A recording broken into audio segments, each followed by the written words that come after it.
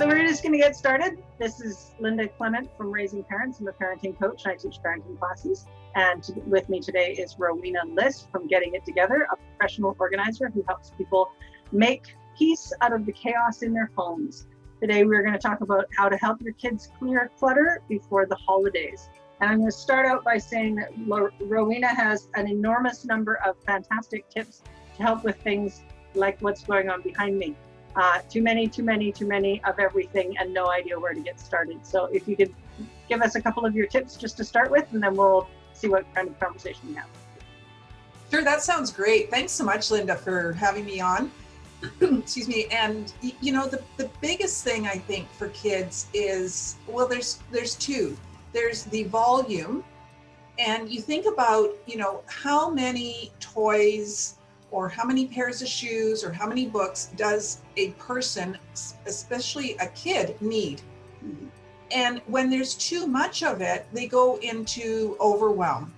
And when they go into overwhelm, then they might misbehave and act out in ways that are, you know, not true to their personality and characteristic of them. So I talk about, you know, how to just minimize the number of toys. And I think one of the best tips that I have is that you have three Rubbermaid bins, and you divide the toys up into those three bins. And then each month you just pull out one of those bins. The other two get put away. So we've got because we're getting ready for the new year. So we've got January's bin, and then there's February and March are put away. And then when April comes around, it's January's bin again. So it gets rotated. And what happens when you use this system is, first of all, there's just a smaller amount of toys that either you have to pick up or they have to pick up. So it makes cleaning a lot easier and quicker. But it also doesn't distract your child to having so many things around them. And then when you put January's, like your background there, Linda, when you put January's bin away and bring in February's, they're like, oh, wow, I forgot I had this, or, oh, they, you know, remember that they had it and they're excited to see it. And so you keep that rotation going. And it really does make for a calmer child and a clutter-free place. So that would be the biggest thing. And the second biggest thing is that you have a zone. You know, it's important that we have zones throughout the whole house, but especially with children. So you want a zone where their toys are. So when you say to them, you know, go pick up your toys, if their toys are in three different places in the house, they don't know where they're supposed to go and pick them up. Or if you say to them, go play with your toys, they're not sure where they should go to play with their toys. So having a zone where they simply play with their toys in that zone, you store them in that zone, and you cull them in that zone, you just got them all together. That's really important and will keep your house clutter-free and keep your child's mind also clutter-free. I love that. The zones reminds me of kindergarten, where you have this part and that part and this part and that. And it really speaks to the economy of space. We talk about, you know, we can't afford the money, we can't afford the time, but we also have to recognize that we can't afford the space. When there's already a snowdrift of toys in the kids' room or the playroom or the living room or every room of the house, the idea that more is coming in for the holidays is just horrifying for parents, because they don't know how to cull them. They don't know what criteria to use. And sometimes, and I think rightly so, they're a little bit hesitant about throwing away somebody else's stuff, because it belongs to the kids.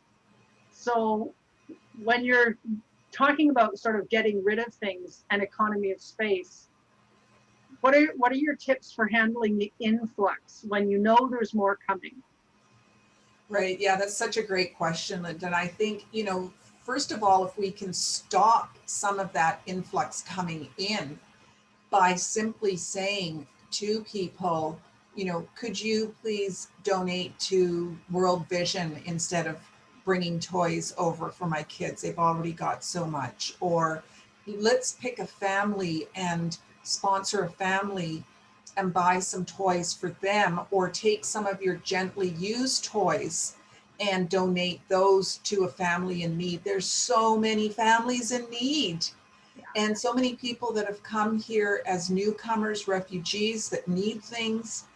And so it's a matter of, you know, saying to your children at a certain age. So let's just backtrack a minute. You know, when they're really, really young and toddlers and so forth, you as the parent are in charge of, you know, what goes out.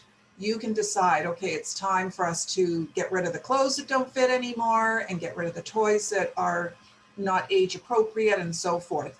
But when they get to be having their own opinion and can speak and their own thoughts, then it's a matter of getting them involved and saying, okay, you've got toys, you know, more toys are going to be coming in here.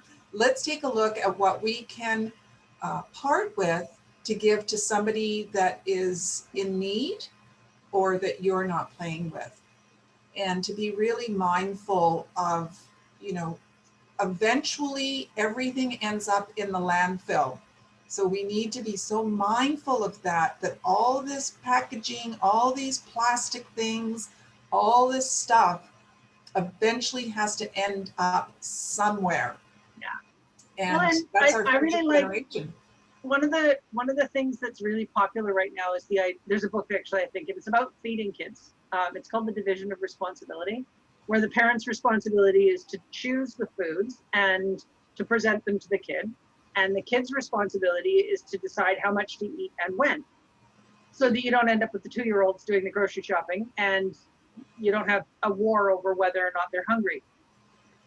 And I think that's a really good way of thinking about this stuff as well. When you think of the division of responsibility for toddlers and even older kids, what are they allowed to have? How much of it are they allowed to have? And what spaces are they allowed to have it in? And then they decide, okay, I don't play with Bionicles or Barbies or Lego or whatever. I don't want that category of toys. I really like dolls or army men or whatever it is. So they decide that they want these categories, not those ones. Mm-hmm. So you decide, and in my house growing up, because I'm not a nice person, my children weren't allowed to have Barney things because that character drove me bananas. I thought, how do you talk down to an 18-month-old? That's horrible. Don't do that. Just the whole program really irritated me. So they weren't allowed to have any. So if they got something that had Barney on it, I shuffled it back out the door. And I don't care who it came from, because in my opinion, I just disliked the entire sort of zeitgeist of that creature. And I thought, you know, it's my house and I'm raising these kids and I get to make decisions like what kind of influences they have around them. And I don't want that around my kids. I think it's too dumbed down. It's too irritating to listen to. There are much better programs on the planet than that, and I'd rather the money go anywhere else. Mm-hmm. Kind of in the same way that if somebody decided to give my 2-year-old a chef's knife that weighed 18 ounces, I would be like, no. Yeah, not happening. And, you know, parents get to make the decision about what kinds of toys are allowed in the house. Mm-hmm. So if you don't want your kid having a BB gun when they're 3, then that BB gun goes right back out. It can either be returned or donated or whatever, thrown in the garbage, depends on your opinion of the subject. But that part, I think, is the parent's choice. And then which toys to keep are the kid's choice. Up to, you know, the bins or however it is that you determine the size of that.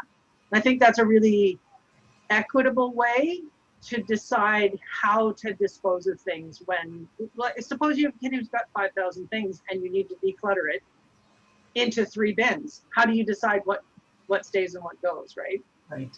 And how do you help kids let go of the stuff that they're clinging to, or the greedy me things about it? Like, how do you help them let that stuff go? And I imagine it's actually not that much easier for adults. So I guess some of it would translate, right? Yeah, exactly. Well, you know, that's the whole thing. So I think the thing is that, you know, you want to keep the things that if they were lost in a fire or a flood, you would replace them. So you want to really be ruthless with what is it, and come from, you don't want to be coming from fear, like, oh my gosh, I've got to keep all this stuff for the 3 deadliest words, just in case. So if a kid has got 1,000 stuffies, or even if we say 100, but I work in homes where there are bags and bags and bags of stuffies. And, I think you and I talked about this the other day, that, we were each raised with one stuffed animal and turned out pretty darn good, I would have to say, and one doll. And, so it's not the volume. This is where I guess your expertise would come in, Linda, about parenting and, are people buying their children, buying their love, and especially if they're coming from, if they've got 2 homes, if the parents are separated, then they've got twice as much stuff that they're having to be responsible for.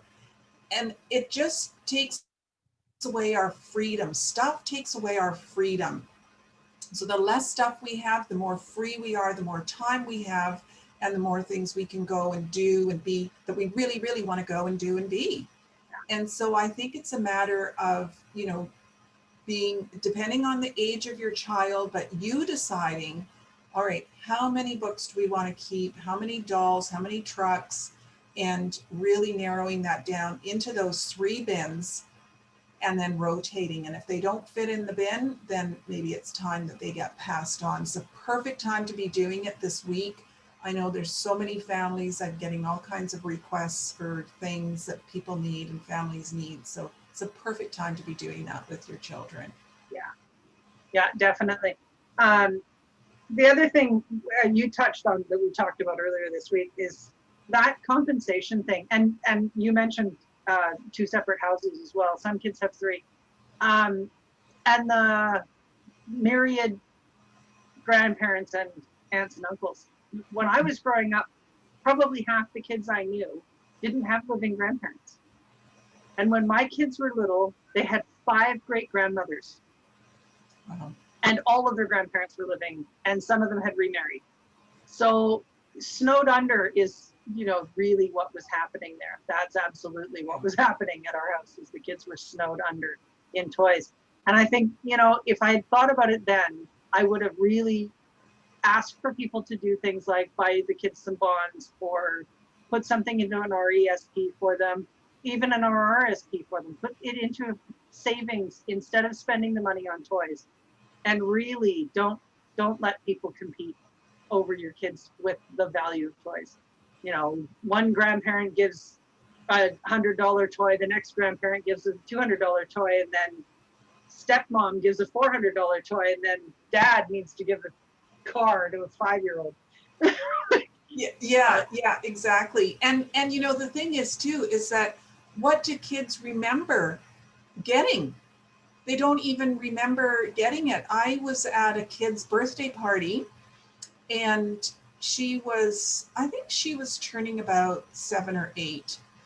And so she, opened a couple of presents, and then she opened, and it was a Barbie, and, it was a doll. And then she opened another one, and she stood up, and she was so adamant. She put her hands down like this, right? And on her things, she goes, people, don't you understand? I already have 13 Barbies, and now you've given me another one?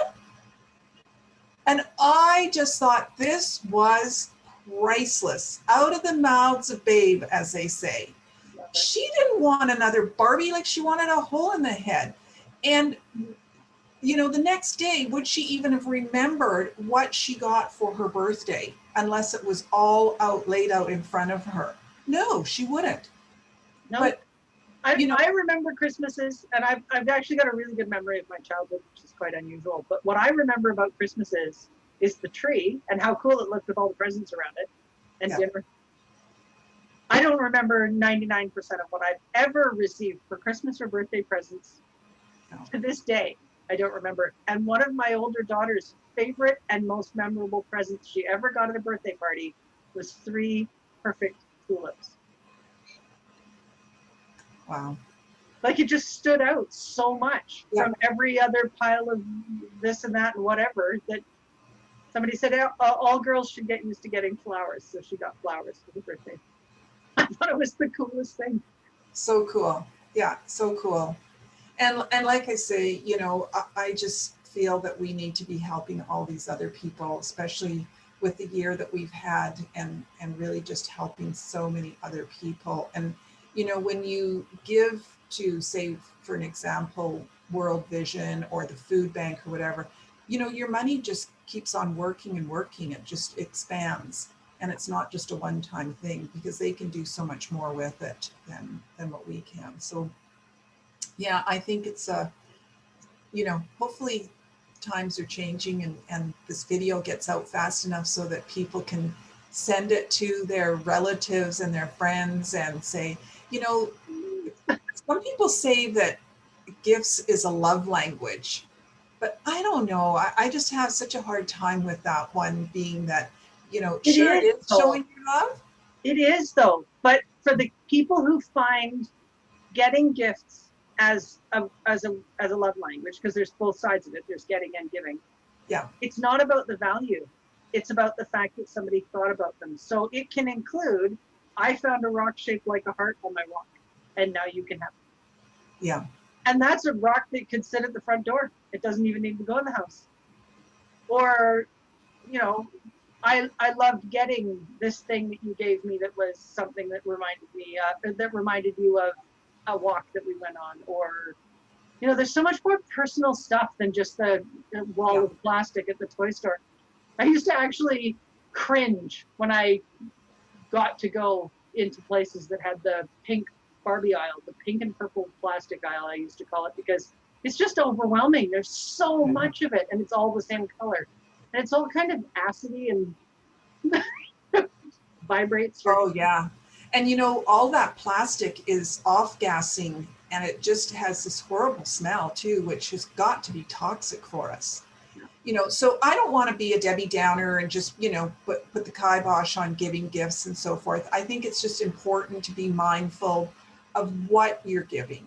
Can you give consumable gifts? Can you give gifts that keep on giving, like stocks and bonds, or towards children's education, or put some money in the bank for them? So gifts that just keep on giving and keep on, you know, accumulating over time, that when that child is getting ready to purchase their first car or getting ready to go off to school, and they've got this swack of money, and they can, and the parents can say, well, you know what, that's from all your grandparents, your aunts and uncles, friends and family that wanted to give you stuff when you were growing up, and we encouraged them to put money in the bank, and here it is, now you can go and get yourself something that you really, really want, or go to, you know, go to the school of your choice.